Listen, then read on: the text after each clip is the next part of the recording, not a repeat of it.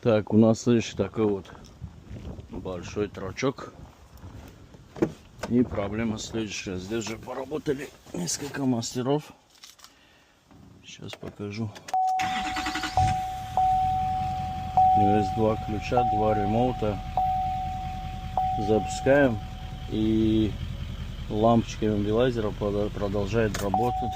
И из-за того, что у него висит ошибка по иммобилайзеру, у него не работает автозапуск. Сейчас будем решать эту проблему.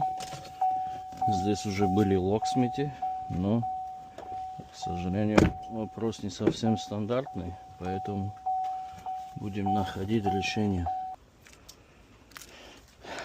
Точнее, запуск. Не работало, теперь работает.